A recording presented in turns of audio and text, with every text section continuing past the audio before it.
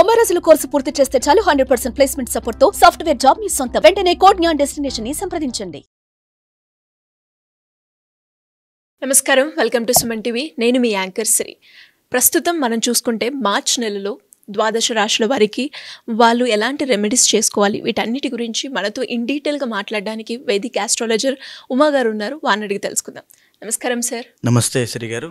March నెలలో గ్రహ సంచారం ఎలా ఉంది ద్వాదశ రాశుల వారికి, అండ్ మరీ ముఖ్యంగా మనం మాట్లాడుకుంటే మేష రాశి వారికి ఉద్యోగపరంగా, వ్యాపారపరంగా, విదేశీ పరంగా వారు ఎలాంటి పరిహారాలు చేసుకోవాల్సిన అవసరం ఉందంటారు గురుగారు? అందరికీ నమస్కారం అండి.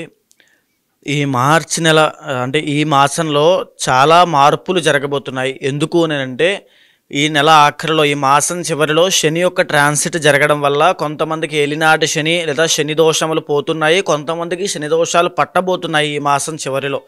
అదేవిధంగా ఇదే మాసం చివరిలో 28, 29, 30వ తారీఖుల్లో షష్టగ్రహ కూటమైనటువంటిది ఏర్పడబోతోంది. దానివల్ల ద్వాదశ రాశులకి 12 రాశుల మీద కూడా ఈ యొక్క ప్రభావం అనేది తీవ్రంగా పడబోతోంది. ఐదర్ పాజిటివ్ అయినా నెగిటివ్ అయినా ఖచ్చితంగా పడుతుంది.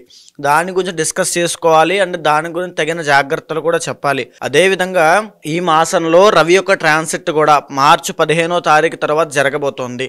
మార్చి 15వ తారీఖు వరకు కుంభంలో సంచరిస్తున్న రవిగ్రహ సంచారము 15 తర్వాత మీనంలోకి ఎంటర్ అవ్వబోతున్నారు. కాబట్టి దానివల్ల కూడా కొంత మార్పులు అనేవి ఉద్యోగరీత్యా, పదవి యోగాల రీత్యా ప్రతి రాశికి కొన్ని మార్పులు జరగబోతున్నాయి. అయితే ఈ మాసము గ్రహ సంచారము చూస్తే వృషభంలో గురుగ్రహ బృహస్పతి సంచారము, మిథునంలో కుజగ్రహ సంచారము, కన్యలో కేతుగ్రహ సంచారము, కుంభంలో రవి శనుల యొక్క కంజంక్షను. రవి మార్చి 15 వరకు మాత్రమే కంజంక్షన్లో ఉంటారు, ఆ తర్వాత మీనంలోకి వెళ్ళిపోతారు.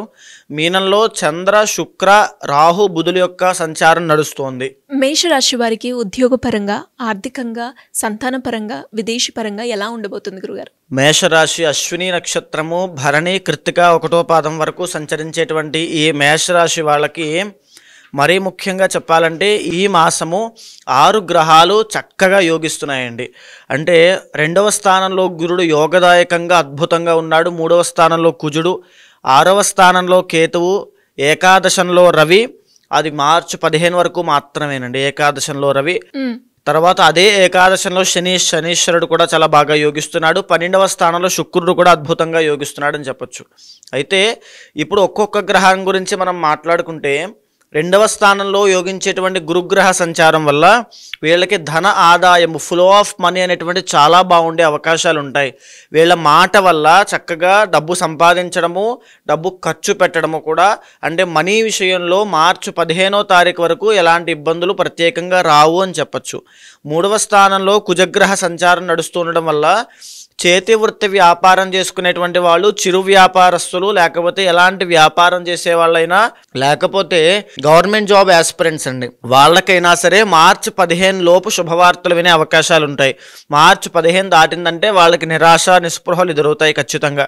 అదేవిధంగా మ్యానుఫ్యాక్చరింగ్ యూనిట్స్లో పనిచేసే వాళ్ళు, తరువాత రైల్వే జాబ్ కోసం ప్రయత్నం చేస్తున్న వాళ్ళు, ఎలక్ట్రికల్ జాబ్ కోసం ప్రయత్నం చేస్తున్న వాళ్ళకి అద్భుతంగా ఉంటుందని చెప్పచ్చు. మార్చి 15 వరకు కూడా రవి కుజుల బలం సంపూర్ణంగా ఉంటుంది కాబట్టి వీళ్ళు చేసే ప్రతి పనిలోనూ విజయాన్ని పొందుతారు. 6వ స్థానంలో కేతుగ్రహ సంచారం నడుస్తోంది. దీనివల్ల ఆరోగ్యం విషయంలో మెరుగ్గా ఉండే అవకాశాలు ఉంటాయి. ఏవైనా ఆరోగ్య సమస్యలు వీళ్ళని ఇప్పటి వరకు ఇబ్బంది పెడుతున్నప్పటికీ కూడా అవి దగ్గరలో సాల్వ్ అయిపోయే అవకాశాలు చాలా బాగున్నాయి.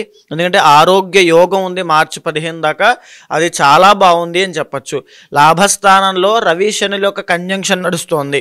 దీనివల్ల పై అధికారులతో, పై వాళ్లతో, కుటుంబ సభ్యుల్లో పై పెద్దలతోనూ అభినందనలు పొందడము, ప్రశంసలు పొందడము, వాళ్ళ యొక్క సహాయ సహకారాల వల్ల ముందడుగు వేయడము, లేకపోతే ప్రమోషన్లు రావడము, రవిగ్రహ సంచారం లాభంలో నడుస్తుండడం వల్ల డబ్బు అనేటువంటిది పెద్దవాళ్ళ సహాయ సహకారాల వల్ల చూడడము, బంధుమిత్రులతో కలిసి సరదాగా గడిపేటువంటి మధుర క్షణాలు కనబడడం లాంటివి ఎన్నో జరుగుతాయి. అయితే మార్చి 15వ తారీఖు తర్వాత రవి ఎప్పుడైతే 12వ స్థానంలోకి మీనంలోకి వస్తున్నాడో దాని మూలాన వీళ్ళకి ఆరోగ్య సమస్యలు అనేవి ఎదురవుతాయి. ఆరోగ్యపరంగా చాలా జాగ్రత్తగా ఉండాలి.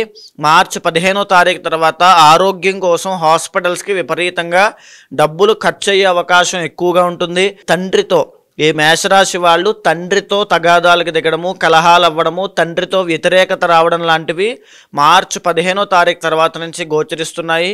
కాబట్టి అలాంటి విషయాలకి అలాంటి వాటిలో చాలా జాగ్రత్త వహించండి. ప్రభుత్వ ఉద్యోగుల్లో ఉన్న వాళ్ళైనా, రాజకీయంలో ఉన్న వాళ్ళైనా, పాలిటిక్స్లో ఉన్న వాళ్ళైనా సరే మార్చి 15వ తారీఖు తర్వాత నుంచి వీళ్ళకి కాస్త ఇబ్బందికరంగా ఉండేటువంటి సమయం. కాబట్టి ఆ సమయంలో అగ్రెసివ్గా వెళ్ళొద్దు. పాలిటిక్స్లో మాట విషయంలో చాలా జాగ్రత్త వహించండి, లేకపోతే ఎన్నో ఇబ్బందులు పాలవుతారు. 12వ స్థానంలో శుక్రగ్రహ సంచారం నడుస్తోంది. దీనివల్ల నూతన వస్త్ర, వాహన, సువర్ణ యోగాలు కనబడుతున్నాయి. అంటే కొత్త బంగారం కొనడం కానీ, వస్త్రయోగం పట్టడం కానీ, అంటే కొత్త బట్టలు కొనుక్కోవడం కానీ, కొత్త వాహనం మీద తిరగడం కానీ, కొత్త జీవితాన్ని అనుభవించినట్టుగా ఒక మధుర క్షణాలు, బయటకు విహారయాత్రలకు వెళ్ళడము, సరదాగా గడపడము, సరదాగా అంటే ఈ జాలీ లైఫ్, జాయ్ఫుల్ లైఫ్ అనేది అంతా కూడా ఈ మాసం అంతా చూసే అవకాశాలు చాలా బ్రహ్మాండంగా కనబడుతున్నాయి. ఓవర్ ద 12 హౌసెస్ అంటే 12 రాశులు మొత్తానికి చూస్తే మేషరాశి వాళ్ళకి అద్భుతంగా యోగిస్తోంది ఈ మాసం అంతా కూడా. మార్చి 15 తర్వాత మాత్రం ఆరోగ్యం విషయంలో జాగ్రత్తగా ఉండాలి. ఈ మాసం చివరిలో పట్టబోయే షష్టగ్రహ కూటమి వీళ్ళకి 12వ స్థానంలో పట్టబోతోంది. మీరు బాగా గమనిస్తే మార్చి 15 నుంచి ఆరోగ్య సమస్యలను నేను ఆల్రెడీ చెప్పాను. ఈ మాసం చివరిలో షష్టగ్రహ కూటమి 12వ స్థానంలో పడుతోంది. ఎవరికైనా ఆరోగ్య సమస్యలు ఉన్నట్లయితే వాళ్ళు ఆరోగ్యం పట్ల చాలా ప్రత్యేకమైన శ్రద్ధ తీసుకోండి. లేకపోతే అవి దీర్ఘకాలిక ఆరోగ్య సమస్యలుగా ఇబ్బంది పడి సర్జరీలకి, ఇంజురీస్కి, లేకపోతే చికిత్సలు చేసుకోవడము, లేకపోతే హాస్పిటల్లో అస్తమాను తిరగడము, మెడికేషన్ వాడుతుండడం లాంటివి జరిగే అవకాశాలు ఉంటాయి. ఇవే కాకుండా విదేశీ యోగము అంటే విదేశాలు ప్రయాణం ఉన్న వాళ్ళు ప్రతి ఒక్కరూ మానుకోవడం చాలా అవసరము. ఇప్పుడు కనుక దూర ప్రయాణాలు చేసినా, విదేశీ ప్రయాణాలు చేసినా ఇబ్బందికరంగా ఉంటుంది. మేషరాశి వాళ్ళు విదేశాల్లో ఉన్న వాళ్ళకి కూడా ఈ మాసం చివరి దగ్గర నుంచి వీళ్ళకి కాస్త ఇబ్బందికరంగా పరిస్థితులు ఎదురయ్యే అవకాశాలు ఉంటాయి. అక్కడ విదేశాల్లో ఉంటూ ఉద్యోగం లేక, వ్యాపారం సరిగ్గా లేక, డబ్బు రాబడి లేక చాలా ఇబ్బంది పడే అవకాశాలు కనబడుతున్నాయి. మేషరాశి వాళ్ళు మీ యొక్క ఇంటర్నల్ జాతకం కూడా చూసుకోండి. ఇంటర్నల్ జాతకంలో D1 చార్ట్లు సంబంధించి దశ అంతర్దశలు చూసుకుని వారు ఏ ఫలితాలు ఇస్తున్నారో చూసుకుని వాళ్ళకి తగినట్టుగా శాంతి పరిహారములు ఆచరిస్తే 6 గ్రహాలు యోగిస్తున్నాయి. కాబట్టి చాలా తొందరగా, ఈజీగా వీటన్నిటి నుంచి ఓవర్కమ్ అవుతారు. చాలా బాగుంటుంది. మరి వీరు ఎవరైనా కూడా పరిహారాలు చేసుకోవాలి అంటే ఏం చేసుకోవచ్చు అంటారు గురుగారు? మేషరాశి వాళ్ళకి షష్టగ్రహ కూటమి 12వ స్థానంలో పడుతోంది. ఆరోగ్యపరమైన ఇబ్బందులకు వస్తున్నాయి. కాబట్టి ఆదిత్య హృదయము ప్రతిరోజు సూర్యోదయం వేళ సూర్యుడికి అభిముఖంగా కూర్చుని ఆదిత్య హృదయాన్ని 3 సార్లు పారాయణం చేస్తే అఖండమైన తేజస్సు, ఆరోగ్యము, ఐశ్వర్యము కలుగుతాయి. జాతకరీత్యా ఎవరికైనా ఎలాంటి సమస్యలు ఎదుర్కొన్నప్పటికీ దానికి తగ్గట్టుగా పరిష్కారాలు చేసుకోవాలి అంటే ఏ విధంగా మిమ్మల్ని అప్రోచ్ అయ్యే ఛాన్స్ ఉందంటారు గురుగారు? తప్పకుండా అమ్మా. ఏదైతే మనం మాస ఫలితములు, వార ఫలితములు, తర్వాత సంవత్సర ఫలితములను మాట్లాడుకుంటున్నామో అది గోచార ఫలితంగా మన మీద 30 నుంచి 45% మాత్రమే ప్రభావితం చూపిస్తుంది. మిగతా % అంతా కూడా ఇంటర్నల్ జాతకం మీద ఆధారపడి ఉంటుంది. కాబట్టి కంగారు పడాల్సిన పని లేదు. కొన్ని రాశుల వారికి యోగాలు బాగాలేని డిసప్పాయింట్ అవ్వాల్సిన పని లేదు. కొన్ని రాశుల వాళ్ళకి రాజయోగం ఉంది కదా అని చెప్పి ఏ పని చేయకుండా ఖాళీగా కూర్చోవాల్సిన అవసరమూ లేదు. ఇంటర్నల్ జాతకం మీద వాళ్ళ యొక్క నిత్య యోగాలు, ఆ యొక్క దోషాల మీద కూడా ఆధారపడి ఉంటుంది. సో ఎవరైనా సంప్రదించాలనుకుంటే కింద కనిపించేటువంటి నెంబర్కి కాంటాక్ట్ చేయండి. తప్పకుండా మా వాళ్ళు మీకు పూర్తి వివరాలు ఇస్తారు. దాన్ని బట్టి తప్పకుండా ఇంటర్నల్ జాతకం చూసి దాన్ని గోచారంతో సమన్వయం చేసి ఏ సమస్యతో మీరు బాధపడుతున్నారో అది తెలుసుకున్న తర్వాత దానికి సరైనటువంటి పరిష్కారము, ఏదైతే పరిహారం పూజలు ఉంటాయో అవి చేయించి తప్పకుండా మీకు ఆ రిజల్ట్ వచ్చేలా చేస్తాను. ధన్యవాదాలు గురుగారు. నమస్తే అమ్మా. సుమన్ టీవీలో మీ పర్సనల్ అండ్ బిజినెస్ ప్రమోషన్స్ కోసం కింది నెంబర్కి కాంటాక్ట్ చేయండి.